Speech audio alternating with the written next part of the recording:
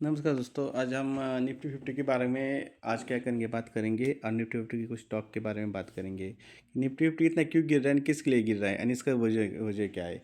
ये सबको मालूम होना चाहिए, न्यूज़ भी देखनी चाहिए। निफ्टी क्यों गिर रहा है, हमारा कौन से स्टॉक हमारे निफ्टी फिफ्टी को सपोर्ट नहीं करे, वो बहुत इंपॉर्टेंट है। चलो हम स्टेप बाय स्टेप इंफॉर्मेशन देखते हैं। और सबसे पहले हमारा चैनल जो फर्स्ट टाइम व्यू कर रहे, तो प्लीज़ आई रिक्वेस्ट यू हमारे चैनल को सब्सक्राइब करना मत भूलिए, सपोर्ट करना मत भूलिए। सो चलो देखते हैं। तो पहले हम बात करेंगे आईटी के बारे में। तो हमारा आईटी सेक्टर बहुत डाउन हो रहा है। इसकी एक ही वजह है एआई। पूरे दुनिया में क्या हो रहा है, एआई ने हाहाकार मचा दिया है। पर हमारा आईटी, हमारे इंडियन मार्केट में एआई अभी तक लॉन्च नहीं हुआ है। इसी वजह से क्या हो रहा है, हमारा मार्केट डाउन, एआई के सेक्टर पूरे डाउन हो रहे हैं। नियरली 50% हमारे पूरे आईटी सेक्टर डाउन हुआ है। जैसे हम देखा जाए इन्फोसिस, इन्फोसिस ने कितने कितना डाउन दिया है, देखो 1300। मैं इसको 2000 से देख रहा हूँ, इन्फोसिस को 700 पॉइंट डाउन हुआ है। नियरली कितना, 40%। अगर हम टीसीएस देखा जाए, टीसीएस एक बहुत बड़ी कंपनी है। ये 4500 को मैंने देखा था, अभी 2637 तक आया है। मतलब हमारा इंडियन आईटी सेक्टर बहुत कमज़ोर हो रहा है और इसके लिए हमारे लिए वो अच्छा नहीं है। तो हमारी आईटी फील्ड ने कुछ ना कुछ करना चाहिए। इसकी वजह से क्या होगा, हमारा जो डॉलर में जो इनकम आ रहा है वो हमें नहीं मिल सकता है। ये हमारा जो प्रॉब्लम है अभी चल रहा है। आईटी फील्ड गिरना, इसका मतलब पूरे सेक्टर को उसका इफेक्ट हो जाता है। क्योंकि जो इंडियन इंडियन बाहर से जो हमें डॉलर में इनकम होता है, वो होना कम हो जाएगा अगर आईटी फील्ड पूरा डाउन हो जाता है तो। सो फर्स्ट ये इंपॉर्टेंट है। तो सेकंड पॉइंट ऐसा है कि क्रूड ऑयल भी बढ़ रहा है। क्रूड ऑयल की वजह से रिलायंस का स्टॉक भी अभी नीचे आ रहा है। ओके, तो क्रूड ऑयल, बीपीसीएल, जितने भी ऑयल सेक्टर के स्टॉक है वो भी नीचे आ रहे हैं, क्रूड ऑयल जैसा ऊपर जा रहा है। सो ईरान वो यूएसए वॉर का भी साइड इफेक्ट उसके चल रही है। सबसे बढ़िया क्या हो रहा है मालूम है कि बैंक निफ्टी में जो हमारा जो सबसे ज़्यादा वोटेज वाला स्टॉक है, एचडीएफसी बैंक, ये भी पूरा घटिया डाउन हुआ है। सो ये हमारे लिए बहुत तकलीफ की बात है कि एचडीएफसी बैंक सपोर्ट नहीं कर रहा है। एचडीएफसी बैंक ने 1000 की लेवल तोड़ी, अभी 900 की लेवल तोड़ी। अभी इसकी नीचे की लेवल है 860। एचडीएफसी बैंक यहाँ से 860 तक आने की कोशिश करेगा।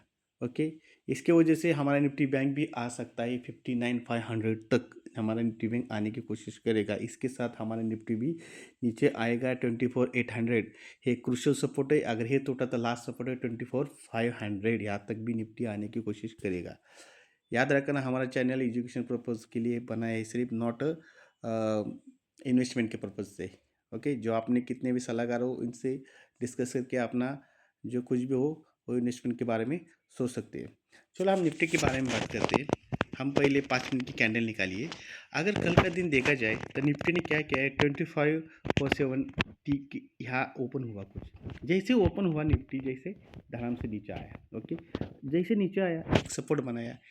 ओके, इसने पहला सपोर्ट था उसका कौन सा, ए, आपको मैं दिखाने की कोशिश करूँगा। 327, 325 ये पकड़ के चलो। ओके, ये इसका निफ्टी का सपोर्ट था। ओके, पहले जो लो बना के निफ्टी यहाँ से रिवर्स हो गया था, फिर वो 825, 800 या 900 तक निफ्टी ने ट्रैवल किया था। अभी ऐसा लगे इसका सपोर्ट लेके मार्केट ऊपर जाने की कोशिश करेगी, मगर निफ्टी ने ऐसा किया नहीं।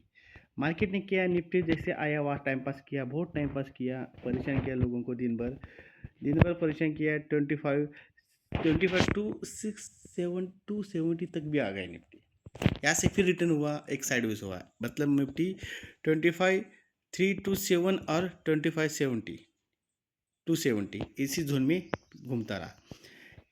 फिर निफ्टी ने क्या किया कि लास्ट के 2:30 में निफ्टी ने एक अच्छा खासा क्या किया, दो नहीं, 2 बजे तक आई थिंक मेरे हिसाब से निफ्टी गया। कहाँ तक, यहाँ तक आया।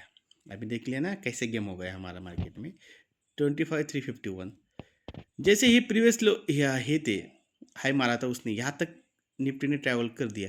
बट अचानक से सडनली क्या है कि निफ्टी ऊपर से नीचे नीचे आया, एक करेक्शन दिया, फिर एक सेलिंग प्रेशर बन गया। और 3 बजे यहाँ से निफ्टी ने की 5 मिनट कैंडल है, यहाँ से पूरे निफ्टी ने जितनी भी होल्ड करने की कोशिश की तो फिर लॉस करके नीचे आ गया। इसका एक ही वजह है, एक तो क्रूड ऑयल बढ़ रहा है, एक तो आईटी सेक्टर डाउन हो रहा है, और 2 दिन की छुट्टी है।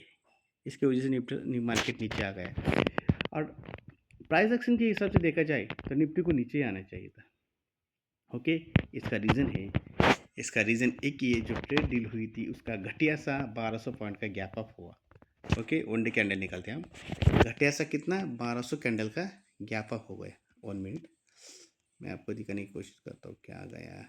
ये देखो, ये देखो, ये घटिया सा क्या हुआ था, जैसे मार्केट नीचे आ गया, जैसे मार्केट नीचे आ रहा था, देख रहे हैं ना आप, यहाँ से 26,300 से मार्केट जैसे नीचे आया स्टेप बाय स्टेप, एक घटिया सा एक ट्रेड दिलाती है यार, वही कुछ काम की नहीं है, बकवास डील थी वो। ऊपर गैप अप होगा नहीं, ऊपर से क्या हुआ, नीचे आ गया।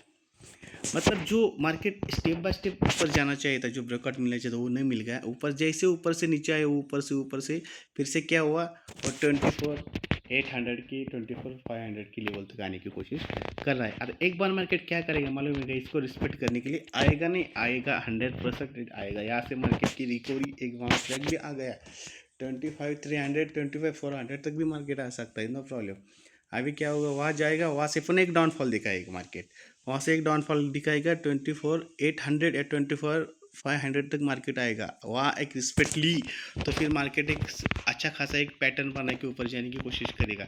अभी ये जो पैटर्न बने ना, ये जो पैटर्न बने, ये इस ये कैंडल कौन सी कैंडल बोल रहा हूँ मैं इस कैंडल, ये कैंडल और ये कैंडल, जैसे ये ठीक है, यहाँ में एग्री कर सकती, यहाँ से मार्केट स्लोली ऐसा जाना चाहिए था, पर ऐसा नहीं हुआ है। घटिया से कैंडल बन गई, ऊपर से नीचे आई, ऐसा करके मार्केट ने पूरा नीचे तक आने की कोशिश की। अब इसकी यहाँ रिस्पेक्ट करेगा, यहाँ रिस्पेक्ट करने के बाद मार्केट स्लोली ऊपर जाएगा, एकदम से नहीं जाएगा, जाएगा नीचे आएगा, जाएगा नीचे आएगा। फिर 27 ख़त्म होने तक हमारा ये ईयर, तब का मार्केट 27 तक जाने की कोशिश करेगा। अब उसके ऊपर अगर एक ब्रेकआउट मिलता है तो आज चांद भाला ऐसा हो जाएगा।